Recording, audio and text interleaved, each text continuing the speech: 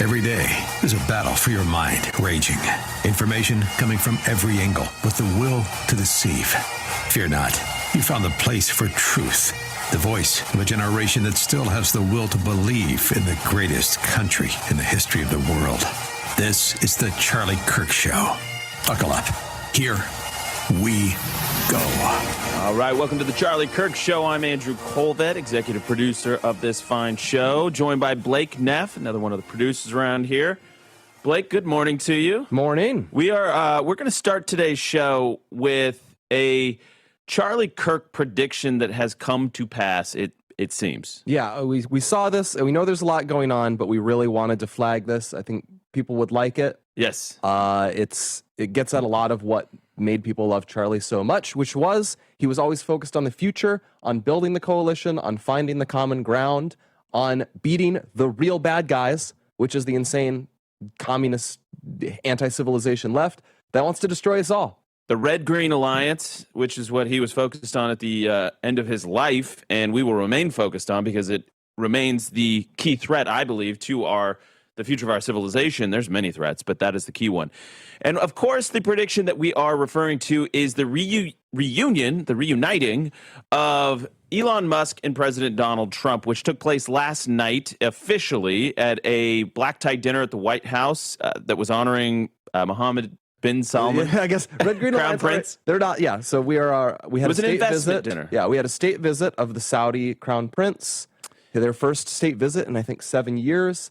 Announcing more investments of Saudi oil money into the United States, some strategic partnerships there. This is, of course, part of his broader push to also bring peace to the Middle East.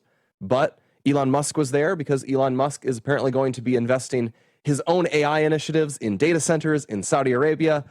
Don't need to get into all of that. The point is, it was the first time Musk was at the White House since he left back in May. So, well, in June 2025 is where the feud really took off. And of course, Elon invested about $300 million into the election of President Trump in 2024.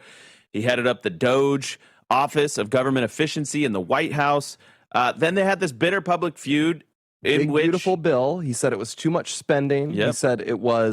He basically said it was a disaster. He said Trump would be in the Epstein files. He was saying lots of pretty low blow stuff. He ended up deleting that one. Yes. And he admitted it was probably a bit too far. And so that was all blowing up. I remember the day it happened, we went live on Thought Crime. I think it was the normal night for it, but if it wasn't, we may have gone live just because it was so dramatic. And that was June 5th. And during that show, Charlie made this prediction. Let's play clip 241. Donald Trump's in a feud. Men fight. Big news, big deal. Get over it. Focus on the policies, focus on the victories, and they will continue. It's all going to be okay. Again, I will say right here, you can mark it down. By Christmas, maybe before that, there will be like a surprise Elon Musk comes for dessert at Mar-a-Lago. Leaked New York Times, Elon Musk spotted at Mar-a-Lago. I'm just saying. If you nail that one, I guess I'll just be really impressed. And I could be wrong. I'm just saying, by Christmas, don't be shocked. Well, here we are. It's not even Thanksgiving yet. My favorite part of that is you chiming in. And by the way, I barely recognized you. I've got it. Pretty clean shaven at the time. But I love that you have to chime in and be like, if you nail that one, okay. I'll be really impressed. And I'm really impressed. I am really impressed. And another part of it that I think a lot of people have already realized, and we mentioned leaked New York Times. So this is the article, the New York Times, 2 days ago, and they say, quote, September appeared to be a turning point in Mr. Musk's relationship with Mr. Trump. Musk said that he had been invited to a high-profile dinner with tech executives hosted by Trump. He sent one of his aides in his place, but then Mr. Musk approached Mr. Trump at the memorial service for Charlie Kirk. They had an animated conversation for several minutes. Yeah, we're seeing it there, that conversation they had that was captured on television. Mr. Musk, who friends say was very emotionally affected by Mr. Kirk's death, posted a picture online of the exchange. That image of that exchange, I believe it got, I think he said for Charlie, and I think it got 76 million views. Yeah, 283. There it is right there. For Charlie, yep, 76 million. So I just want, like, that picture, I remember I was backstage at the memorial, and somebody showed me a picture of them, and I posted it, and I said, I hope that they're looking at each other saying, "For Charlie."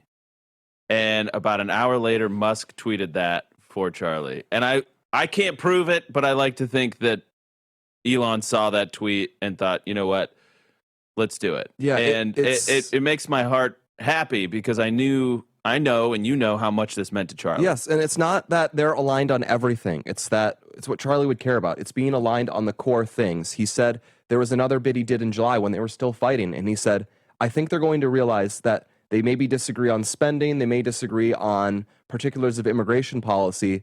And this was, Musk was talking about starting his own party, running third party. And he said, I think Musk will realize that if I just allow Zoran Mamdani or these other radical left-wing lunatics to come back into power, I'm going to not get any of the changes I want on spending, and I'm still going to get all of their, radically anti-industry, anti-free market, anti-American, anti-white people values. They're all going to come flooding back, and we'll destroy this country because of some personal beef that we have. And he really... He nailed that one, that we have to move on from those things. We have to be able to build our alliances, maintain those alliances, even when it's difficult. I want to play another Charlie clip here. Let's do, let's do clip 254. Now, it might seem as if this is irreconcilable between President Trump and Elon Musk.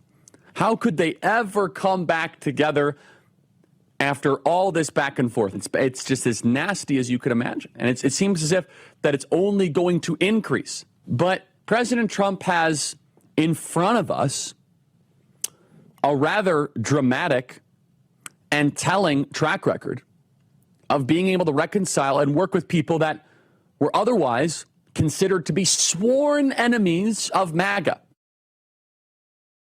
He nailed it. We got a great email here from Kevin.